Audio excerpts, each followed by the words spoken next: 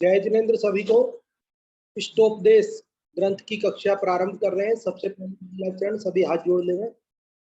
यस्य स्वयं स्वभावाप्ति प्रभावे कृत्स्न कर्मणः तस्मै संज्ञान रूपाय नमोस्तु परमात्मने। यह इष्टोपदेश नामक ग्रंथराज है। इसकी रचना आज से लगभग 1500 वर्ष पूर्व आचार्य पूज्यपाद स्वामी द्वारा संस्कृत भाषा में की गई है और इसमें मात्र 51 श्लोकों में सारे जिनागम का सार बहुत ही सरल रूप में उदाहरणों के साथ में प्रस्तुत किया गया है और अपन इसके 11 श्लोक पढ़ चुके हैं। आज हम 12 नंबर का श्लोक पढ़ रहे हैं। इस 12वें श्लोक को पढ़ने से पहले कल 11वें श्लोक में हमने ये बात पढ़ी थी कि राग द्वेष से संसार परिभ्रमण होता है। राग द्वेष संसार का कारण है, संसार है। राग द्वेष दुख रूप संसार परिभ्रमण का कारण होने से राग द्वेष करना उचित नहीं है। संसार का अभाव, राग द्वेष का अभाव करना यही उचित है। तो मानो शिष्य ने यह प्रश्न पूछा, आचार्य भगवान आप संसार के अभाव करने की बात क्यों कहते हैं? कोई व्यक्ति संसार में रहकर भी यदि सुखी हो जाए तो क्या दिक्कत है? संसार में सुखी हो जाए ऐसी कोई बात करो ना। संसार के अभाव करने की, संसार का नाश करने की ही बात क्यों करते हो? संसार में आखिर ऐसी क्या आपत्ति है? संसार में आखिर ऐसी क्या कमी है? संसार में ऐसा क्या दोष है कि जो सत्पुरुष संसार के अभाव करने की ही, संसार का नाश करने का ही प्रयत्न करते हैं और उसी का उपदेश देते हैं? तो संसार में क्या कमी है, क्या दोष है, क्या तकलीफ है, वो बात इस बारे में बता रहे हैं। देखो, संसार में क्या दोष है, क्या तकलीफ है, वो बात बता रहे हैं इस 12वें श्लोक में। अपन पढ़ते हैं 12वें श्लोक को। आप सभी की 12वां श्लोक आ रहा है।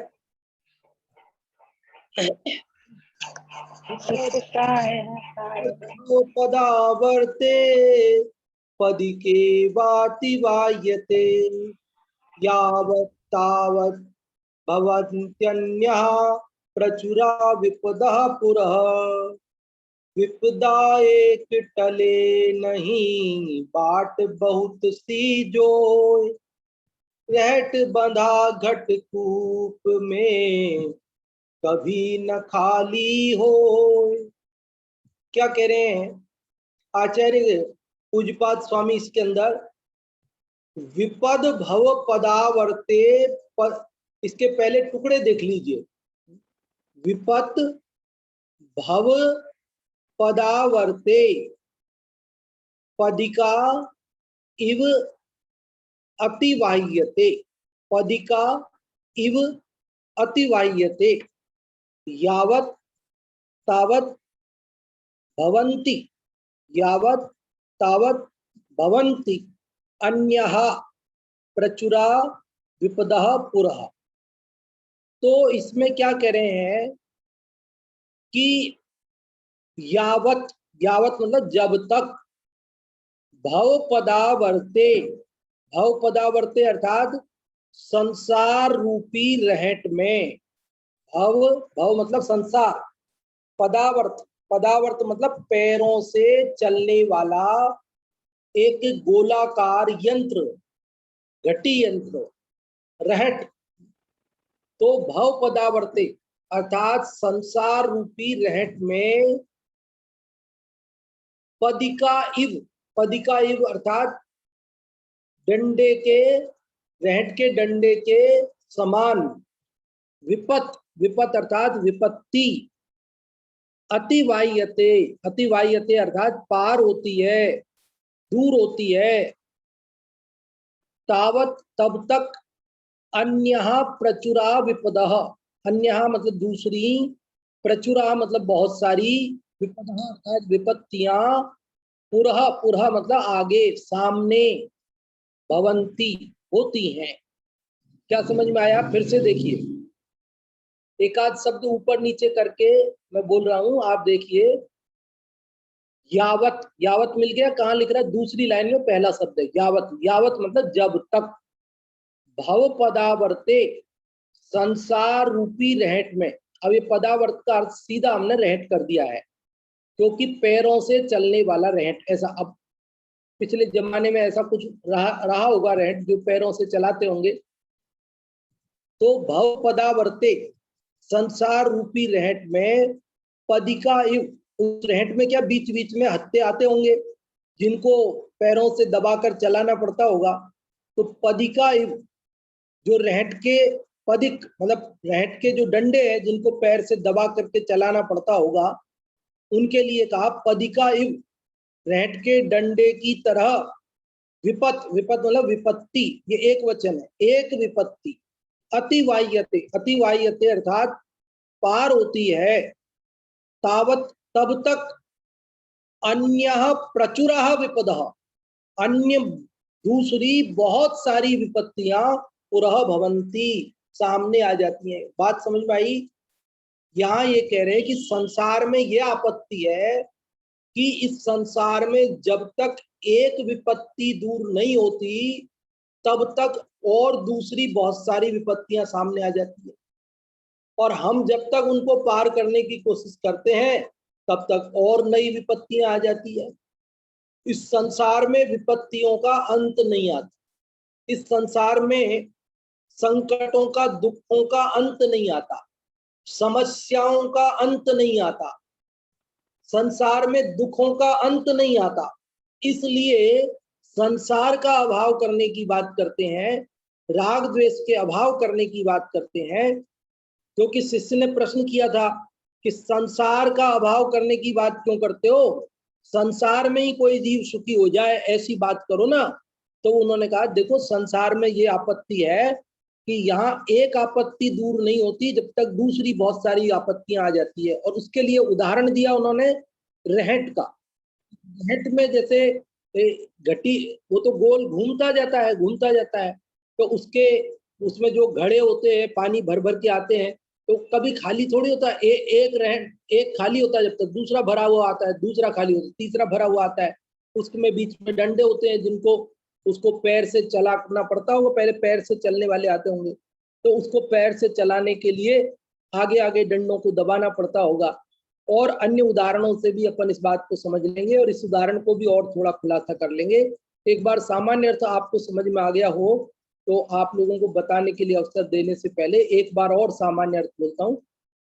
जब तक संसार रूपी रहट में, रहट के डंडे के समान एक विपत्ति पार होती है, तब तक अन्य बहुत सारी विपत्तियां सामने आ जाती हैं। आप में से जो भी इसका अर्थ बताना चाहते हैं, वे लोग रेज हैंड कर सकते हैं। और सबसे पहले रेज हैंड हुआ है इंदिरा जी आपका, तो आपको अनम्यूट किया जा रहा है। हर्षिता जी अनम्यूट करें। कर दिया। विपद भव पदावर्ते, पदिके वाति वाहिते, यावत् तावत् भवन्तन्या प्रचुरा विपुदः पुरः। इसमें आचार्य देव ये कहते हैं कि संसार में कोई ना कोई विपत्ति तो मौजूद रहती ही है। भाव पदावर्ती मतलब संसार रूपी पैर से चलने वाले घटी यंत्र में पदी का इव, रहट के डंडे के समान, यावत मतलब जब तक, विपद एक विपत्ति, अतिवाहिते समाप्त की जा होती है, तावत तब तक, अन्य प्रचुरः दूसरी बहुत सी, विपदा विपत्तियां पुरः माने सामने, भवंती आ जाती हैं। मतलब जब तक आचार्य देव कहते हैं कि संसार में एक विपत्ति दूर होती नहीं है, और तब तक अन्य बहुत सी विपत्तियां सामने आ जाती हैं। संसार विपत्तियों का भंडार है। हाँ जी, बहुत अच्छा इंदिरा जी आपने बताया। और मुन्नी जी आप भी बताएं, आपको भी अनम्यूट किया जा रहा है।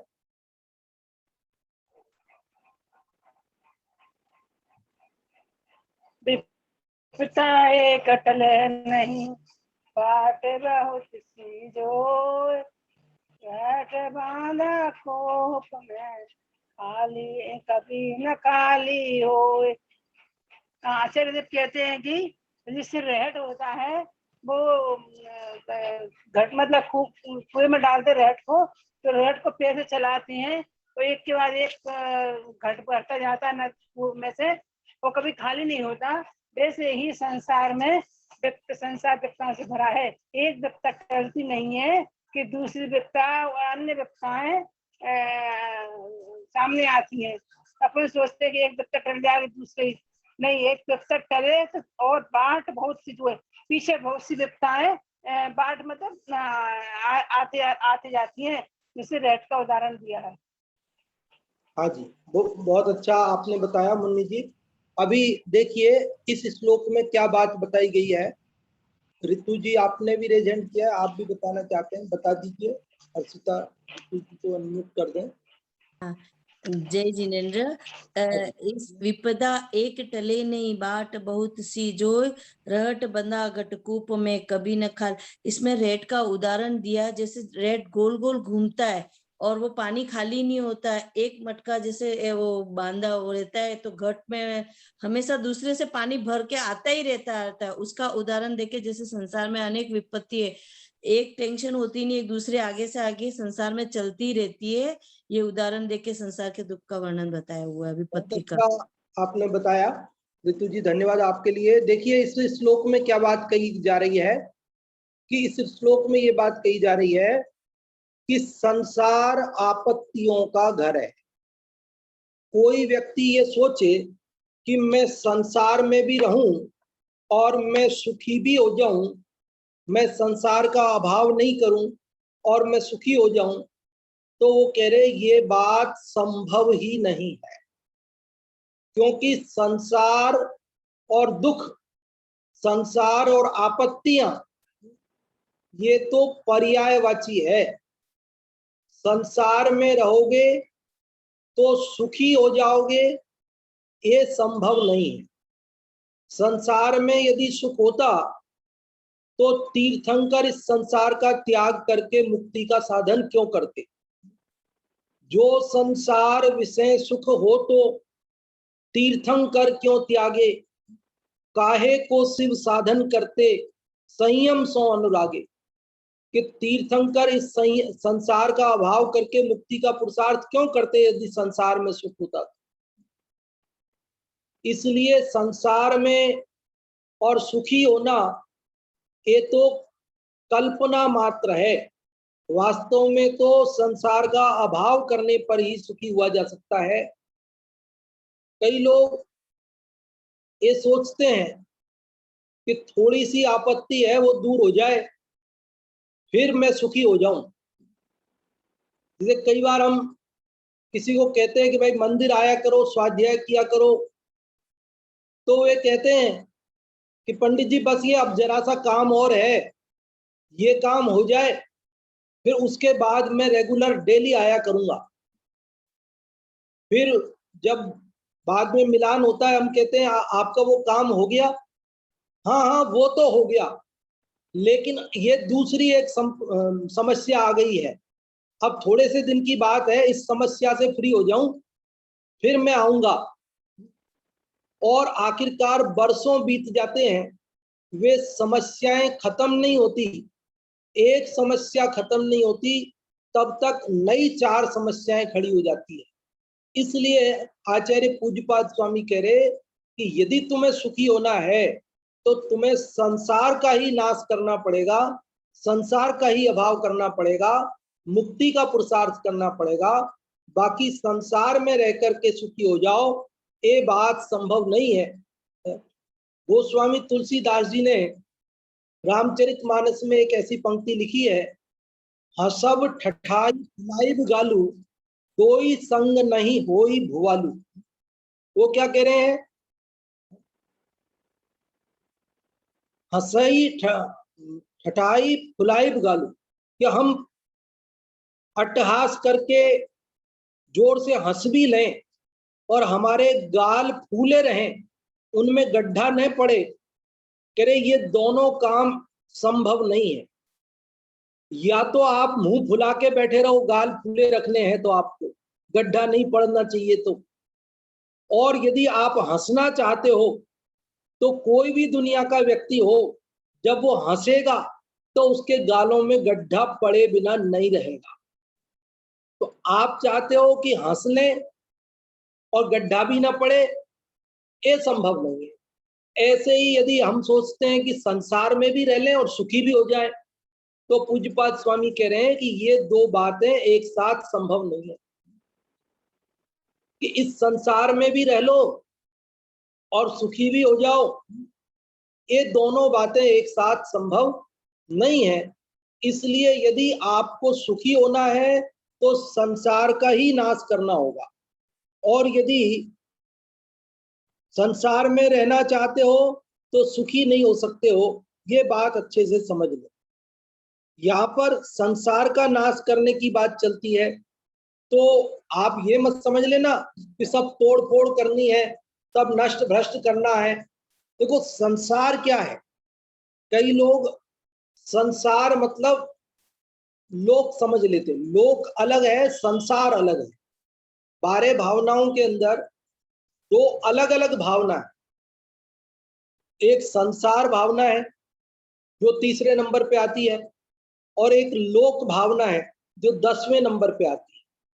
यदि संसार और लोक दोनों एक ही बात होती, दोनों यदि पर्यायवाची होते, तो फिर दो भावनाएं, संसार और लोक भावना अलग अलग वर्णित नहीं होती। जब दो भावनाएं 12 भावनाओं में अलग अलग है, वहां कोई गुंजाइश थोड़ी थी, कोई जगह एक्स्ट्रा थोड़ी पड़ी थी ऐसे ही गिननी थी। वहां तो आश्रव के बाद बंध की भावना अलग से नहीं ली, निर्जरा के बाद मोक्ष की अलग से भावना नहीं ली, तो वहां तो गुंजाइश कम थी। फिर कोई भर्ती के लिए वहां संसार और लोक भावना दो अलग अलग नहीं बनाई है, बल्कि दोनों में जमीन आसमान का अंतर है, दोनों एकदम भिन्न है, दोनों में बहुत अंतर है। इसलिए दोनों भावनाएं हैं। संसार भावना अलग बात है और लोक भावना अलग बात है। हाँ, लौकिक शब्दकोश में आपको संसार का अर्थ लोक और लोक का अर्थ संसार भी मिल जाएगा। और लौकिक में अपन बोलते हैं संसार को लोक, लोक को संसार, लेकिन जैन दर्शन में ये विशेष अर्थ है संसार का और लोक का। कदाचित व्यवहार में मोटा मोटी हम बोल देवे, लेकिन दोनों में महान अंतर है। क्या अंतर है? लोक तो है किन्हू न करो न धरे को, सट द्रव्य मई न हरे को। सो लोक, ये लोक की परिभाषा है। सो लोक, वह लोक है। क्या लोक है? किन्हू न करो, किसी ने जिसे बनाया नहीं है, करा नहीं है मतलब बनाया नहीं है। धरे को, कोई जिसे धारण नहीं करता, कोई जिसका पालन नहीं करता। और न हरे को, और ना ही कोई उसका हरण करता है, नाश करता है। ऐसा अनादि निधन लोक है। सट द्रव्यमयी लोक है। 6 द्रव्यों के समूह को विश्व कहते हैं, और उस विश्व में ही कभी वो विश्व का लोक पर्यायवाची भी कह सकते हैं, और कभी लोक और अलोक करके उस विश्व के भेद भी करते हैं।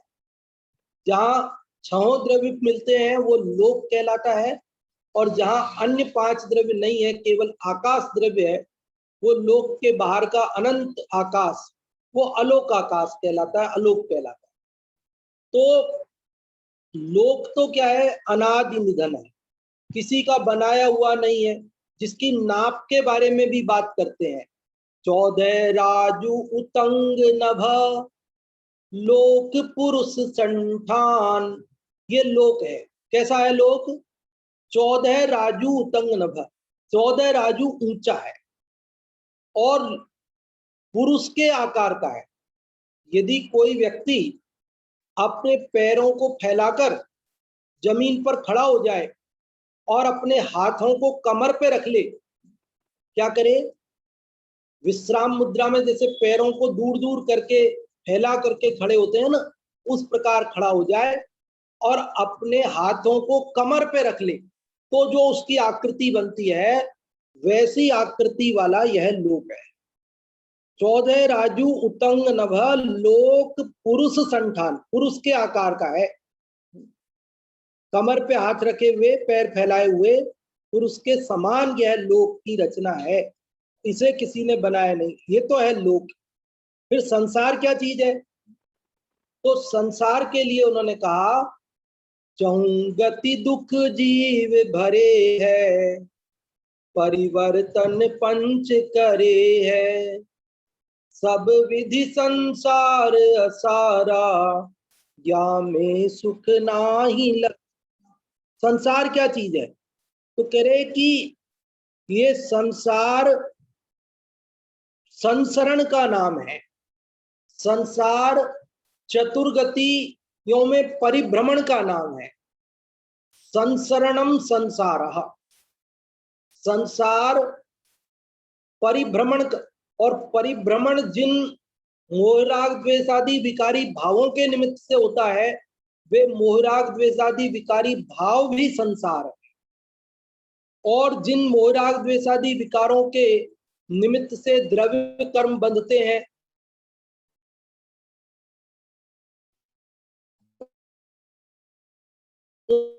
उन द्रव्य कर्म उदय सब संसार है। फिर लोक और संसार में अंतर क्या हुआ? लोक तो है अनादि निधन, वो किसी का बनाया करा नहीं है, और संसार वास्तव में हमारे विकारी परिणाम है, जिनके निमित्त से हम घूमते हैं और दुख उठाते हैं। तो संसार का अभाव करना है, संसार का नाश करना है, मतलब लोक का नाश कर नहीं करना, कोई कर भी नहीं सकता। वो तो बताया ना, किन्हू न करे न धरे को, सट द्रव्य मई न हरे को, उसका कोई हरण, कोई नाश करने में समर्थ नहीं है, वो उसका नाश हो भी नहीं सकता है, करना भी नहीं है। लेकिन संसार का नाश करना है, संसार का नाश करना मतलब परिभ्रमण का अंत करना है। संसार का नाश करना मतलब हमारे विकारी भावों का नाश करना है, काम क्रोध का नाश करना है, राग द्वेष का नाश करना है, हमारे विकारों का नाश करना है। क्योंकि जीव विकारों के कारण ही दुखी है, विकारों के कारण ही कर्म आते हैं, विकारों के कारण ही संसार परिभ्रमण होता है। लोक और संसार में क्या अंतर है? तो हम आधार आधे संबंध भी कह सकते हैं इसमें। लोक आधार है और संसार को हम आधे कह सकते हैं कि ये संसार लोक में घूमता है ना जीव विकार के कारण, तो लोक तो हो गया आधार। इस लोक में जिन विकारी भावों को आधार बना करके वो घूमता है, इसलिए वो संसार को हम आधे कदाचित कह सकते, नहीं कह सकते, वो आप समझ लेना। लेकिन ये लोक उसमें घूमता है, इसलिए लोक उसका संसार का परिभ्रमण का आधार उसके अंदर घूमता है, इस हिसाब से हम कह सकते हैं। तो ये संसार का अभाव करने पर ही हम सुखी हो सकते हैं, क्योंकि संसार में एक विपत्ति, क्या कह रहे हैं यहाँ पर इस श्लोक में, कि संसार का तो ये स्वरूप है कि यहाँ एक विपत्ति का अंत होता है। तो दो नहीं कहा, एक नहीं कहा, चार नहीं कहा, उन्होंने कहा अन्य प्रचुरः विपदः। प्रचुरः, प्रचुरः मतलब बहुत सारी विपत्तियां आकर के सामने तैयार खड़ी हो जाती है। हम सोचते हैं कि ये एक आपत्ति टल जाए और फिर आगे मैं सुखी हो जाऊंगा। कह रहे भैया एक नहीं खड़ी हो जाएंगी, चार तो हम कहने में आ रही बात, बहुत सारी विपत्तियां आकर खड़ी हो जाएंगी। माता के पेट में बालक होता है ना, तो माता सोचती है कि ये बाहर आ जाएगा ना, जन्म हो जाएगा, फिर मैं फ्री हो जाऊंगी, फिर क्या काम है, मेरी सारी समस्याओं का अंत हो जाएगा। तो क्या वो बच्चा बाहर आ जाता है, जन्म ले लेता है, उसके बाद माँ की समस्याएं खत्म हो जाती है या और बढ़ जाती, कि अब तो उसको समय समय पर उसके लिए दूध पिलाना, उसको उसके शौच आदि साफ करना, उसके कपड़े बदलना और नाना प्रकार की दूसरी समस्याएं उसको खड़ी हो जाती। रात भर वो रोएगा, एक दिन भर काम करके थकी होगी और फिर इसे जाग करके उसे संभालना होगा। वो सोचती है कि अभी ये छोटा ज्यादा है, थोड़ा बड़ा हो जाएगा फिर मैं फ्री हो जाऊंगी, फिर क्या है, फिर तो संसार झंझट मेरे सारे खत्म तो हो जाते हैं। थोड़ा बड़ा होने पर झंझट खत्म हो जाते हैं कि थोड़े दिन बाद वो खिसकने लगता है। अब पलंग से गिरने का डर है, उसको ध्यान रखना पड़ता है। फिर वो सोचती है चलने लग जाए तो फिर समस्या। अब चलने लगा तो बार बार गिरता है, घर के बाहर फाटक खोल के निकलने की कोशिश करता है, रोड पर कोई साधन से टकरा नहीं जाए। नाना प्रकार की दूसरी चिंताएं माता को घेर लेती है और वो उसकी समस्याओं का अंत नहीं होता। वो एक ही बात सोचती है, अरे 1-2 साल बाद इसका स्कूल में एडमिशन करा देंगे, फिर ये स्कूल जाएगा, फिर हम फ्री। ये स्कूल जाएगा फिर हम तो फ्री हो जाएंगे ना। बोलो फ्री हो जाती है कि अभी तो वो आराम से 7 बजे उठती थी, 8 बजे उठती थी, अब तो उसे स्कूल की वैन आएगी 5 बजे, 6 बजे, 7 बजे का स्कूल है, उसके 2 घंटे उसमें सफर में लगते हैं। उसके पहले उसको तैयार करके, उसका टिफिन बना के और उसको साथ में लेकर के बस स्टॉप तक लेकर के खड़े होना पड़ता है और उसको छोड़कर आती है, फटाफट काम निपटाना है, भैया बात छुट्टी हो जाएगी फिर आएगा, और काम नहीं निपटते उससे पहले उसे लेने के लिए बस स्टॉप जाना पड़ता। वहां से आते ही आपको तो मालूम नहीं है ना ये सब समस्याएं, सबको मालूम है, क्या बताना है। तो वो सारी समस्याएं, उसके कपड़े बदलवाओ, उसको भोजन कराओ, उसको होमवर्क कराओ, उसके साथ खेलो, उसका मनोरंजन होना चाहिए, उसकी पढ़ाई होनी चाहिए, ये सारी व्यवस्थाएं करो। तो थोड़ा और बड़ा हो जाएगा फिर तो समस्याएं खत्म हो जाएगी, कॉलेज में आ जाएगा तब तो कहाँ खत्म होने वाली है। कॉलेज में एडमिशन नहीं हो रहा, बढ़िया कॉलेज में नहीं हो रहा, डोनेशन चाहिए, इतना पैसा चाहिए, वहां रैगिंग हो गई, यहाँ बच्चा परेशान है, पढ़ लिख करके योग्य बन गया, नौकरी लग गई, अब तो सुखी हो गए ना, करोड़ों रुपए का पैकेज मिल गया, अब तो सुखी हो गए कि अब उसके योग्य विवाह करने की चिंता, वो आपकी नहीं मान रहा है, आप परेशान हो कि हमने तो इतनी परेशानी पा करके तुम्हें पाला पोसा बड़ा किया और अब तुम हमारी मानते नहीं हो। समझ गए ना आप। तो कब अंत आएगा बताओ। समस्याओं का अंत नहीं है। यहाँ संसार में एक समस्या नहीं पार होती जब तक अन्य प्रचुरा विपद, अन्य बहुत सारी विपत्तियां पुरः भवंती, सामने आ जाती हैं। इसलिए यदि सुखी होना है तो संसार के अभाव की बात सोचो। संसार में रहते हुए सुखी हो जाएंगे ये कल्पनाएं मत करो।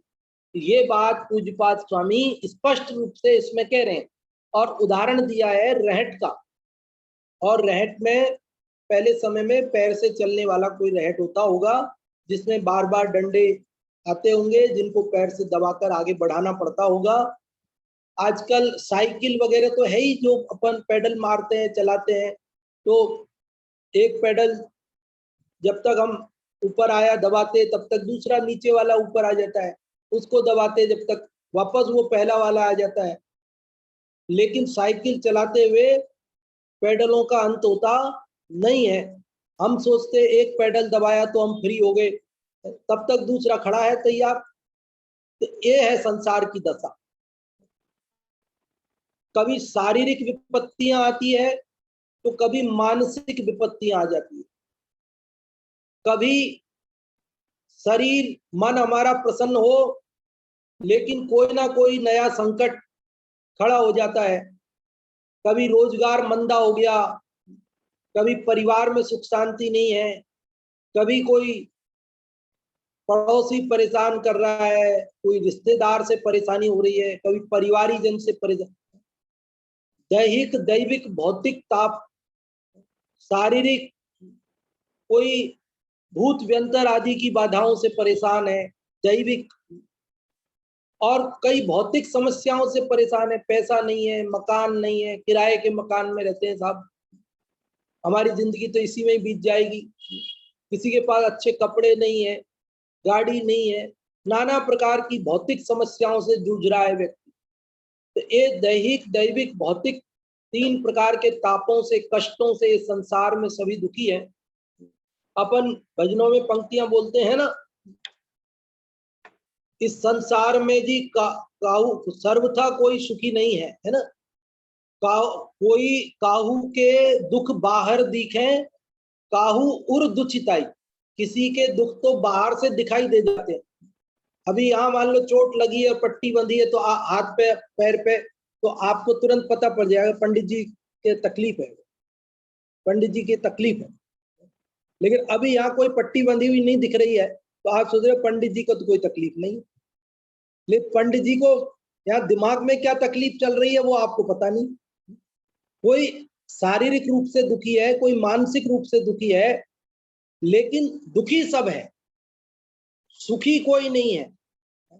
अभी जितने लोग आप हैं, हम आप लोगों से पूछें कि लोग कोई सुखी हो तो रेज हैंड करो, जो सुखी हो। तो कोई रेज हैंड करने वाला नहीं है। क्यों? क्योंकि संसार में सभी दुखी है, इस संसार में सुखी कोई भी नहीं है। इसलिए संसार में रहना और सुखी हो जाना एक कल्पना छोड़ो। संसार में चाहे साता का भी उदय हो ना, साता का उदय, पुण्य का उदय, तो भी जीव दुखी ही रहता है। पुण्य के उदय में भी सर्वथा सुखी नहीं होता। एक जाति का पुण्य का उदय है, दूसरी जाति का पाप का उदय चलता है। देखो, आज देश का प्रधानमंत्री भी बन जाए, पुण्य के उदय में ना थोड़ी बनता है। पुण्य का उदय तो है ना, तभी तो बने। लेकिन प्रधानमंत्री जी के लिए भी देश के जो मतलब एक तरह से राष्ट्रपति के बाद सर्वोच्च पद है, एक तरह से उनको भी क्या सर्वथा सुखी है? वे सर्वथा सुखी। उनके लिए भी कितना तो काम करना पड़ता है, वर्कलोड। हम कितने भी बजे सोकर उठते हैं, कोई हमें टोकने वाला नहीं। हम, हमारी मर्जी आए, हम 8 बजे शाम को सो जाएं, हमको कौन रोकने वाला? लेकिन प्रधानमंत्री जी सो सकते हैं क्या? उनको देर रात तक जागकर काम निपटाते हैं, सुबह जल्दी उठते हैं, नाना प्रकार के आगे महीनों। आज अगर हमसे कोई कल के बारे में कहे कि आप, तो हम देखूंगा, सोचूंगा, फ्री हुआ तो आ जाऊंगा, देखता हूं, कल के बारे में आज कुछ नहीं कह सकता। और प्रधानमंत्री जी के वर्षों पहले के कार्यक्रम फिक्स होते हैं, महीनों पहले, कि आपको फला मीटिंग में अटेंड करनी है, फला इससे मिलना है, वहां जाना है, वो यहाँ आएंगे, उनसे अब बताओ। और बिल्कुल उसमें उनका शेड्यूल जो होता है उसके अंदर उनको, अब छोटी मोटी तकलीफें चलती रहे, कुछ दर्द हो गया, कुछ भी हो गया, तो उनको सबको उपेक्षा करके, और वो बड़े बड़े मीटिंग है, बड़े बड़े दूसरे देशों के आ रहे हैं, विदेश मंत्री आ रहे हैं, उनसे मिलना है, और उनको आप टाल नहीं सकते हैं। और इसके बावजूद आप कितना भी अच्छा काम करो, कितना भी अच्छा काम करो, विपक्ष को तो हल्ला मचाना ही है। सत्ता में कोई भी पार्टी हो, वो कितना भी अच्छा काम करे, लेकिन जो विपक्षी दल है, शायद ही कभी ऐसा होता है कि जब वो ये कहे कि साहब आपने अच्छा काम किया, वो तो हमेशा यही कहेंगे कि आपने अच्छा काम नहीं किया, गलत काम किया। तो देखते होंगे ना आप, संसद, विधानसभा आदि की कार्रवाइयां, आजकल तो सीधे प्रसारण होते हैं संसद टीवी चैनलों आदि पर, किस प्रकार के झगड़े जैसी स्थितियां उसमें हम देखते हैं। तो साता के उदय में, पुण्य के उदय में भी जीव संसार में सर्वथा सुखी नहीं होता है। इस संसार में कोई सर्वथा सुखी नहीं है। कोई इसलिए दुखी है कि उसका विवाह नहीं हुआ है, कोई इसलिए दुखी है कि उसके पुत्र नहीं है, कोई इसलिए दुखी है कि पुत्र कहना नहीं मानता है। सुखी कौन है ये बता दो। और उदाहरण तो आपको समझ में आ ही गया है। तो अभी समय कितना हो गया है देख लेता हूं एक बार मैं घड़ी। 9 मिनट बचे हैं। पहले आप लोगों को समय देते हैं बताने और पूछने के लिए, फिर जैसा समय बचेगा आगे चर्चा करेंगे। आप लोगों में से जो भी इस बारे में श्लोक का अर्थ बताना चाहते हो, भाव बताना चाहते हो, कुछ पूछना चाहते हो, जो भी चर्चा हुई उसमें कोई बात अच्छी लगी हो वो बताना चाहते हो, तो आप रेज हैंड करें तो हम आपको बताने का अवसर देंगे। और पिछले श्लोकों में भी किसी ने याद किया हो कोई श्लोक सुनाना चाहते हो तो भी आप सुना सकते हैं। इन श्लोकों को आप याद करते रहिए, एक एक श्लोक बहुत महत्वपूर्ण है और हमें बहुत प्रेरणा देने वाला है। हाँ जी, हर्षिता जी देखें किसी का रेज हैंड हुआ हो तो अनम्यूट करते हैं। नीलम जी को अनम्यूट करें।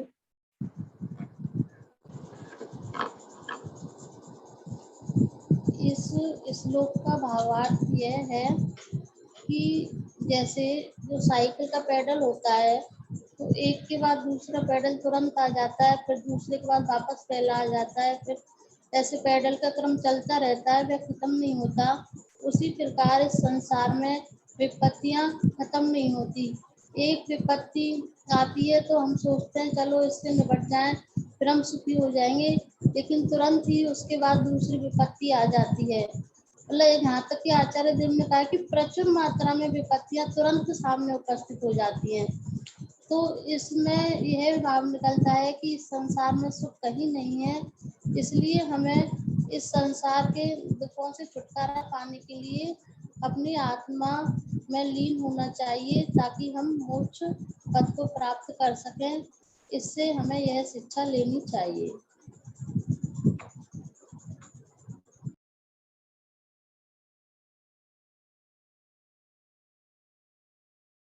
हाँ जी, बहुत अच्छा नीलम जी आपने इसका भाव बताया, बहुत बहुत धन्यवाद। और कोई जो भी बताना चाहते हैं रेज हैंड करें। रितु जी ने रेज हैंड किया है, रितु जी को अनम्यूट कर दें।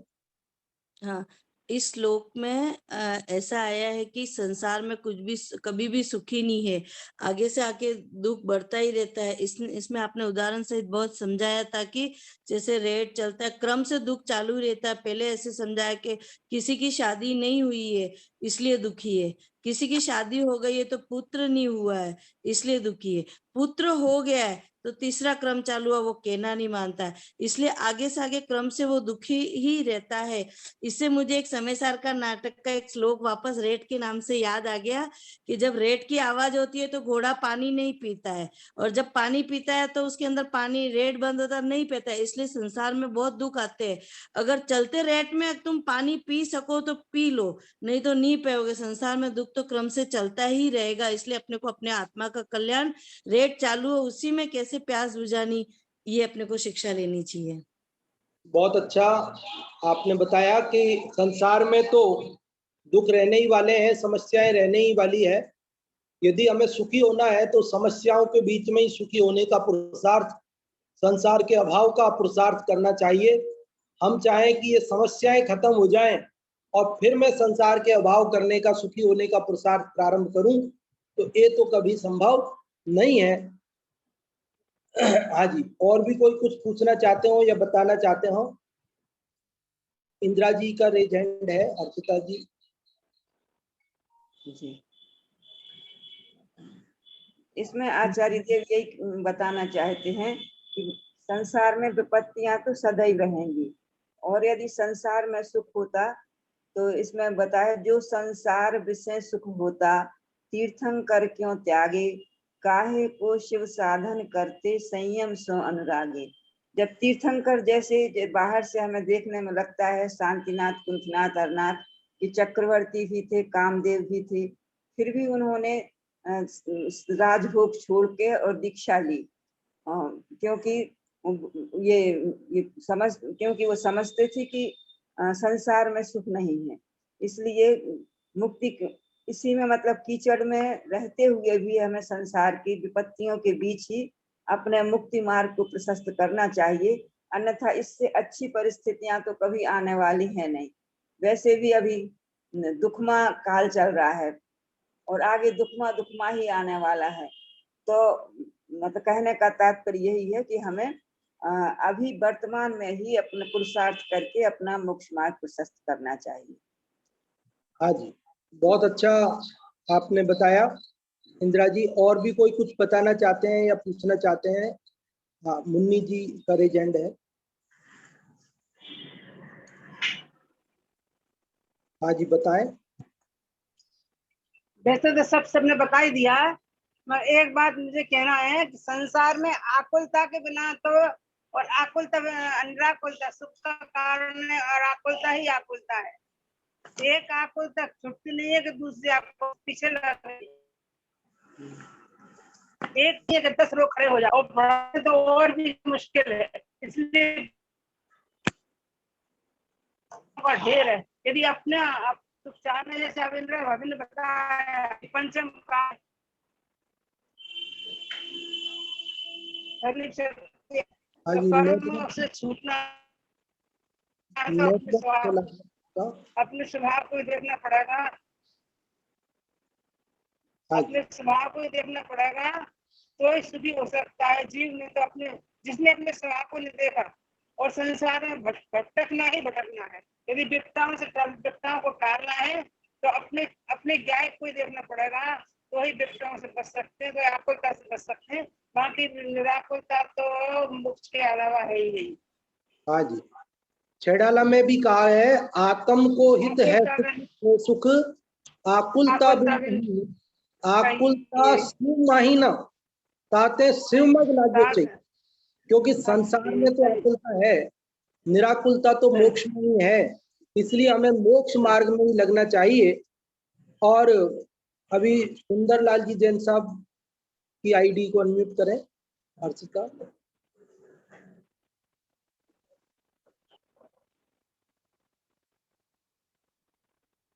हाँ जी, सुंदरलाल जी अनम्यूट करें, अनम्यूट हो जाए और आप बोले क्या कुछ कहना चाहते हैं। आपका रेज हैंड है, सुंदरलाल जी के नाम से जो आईडी है वो। यशोधरा जी के नाम से भी आईडी है, उसको अनम्यूट कर।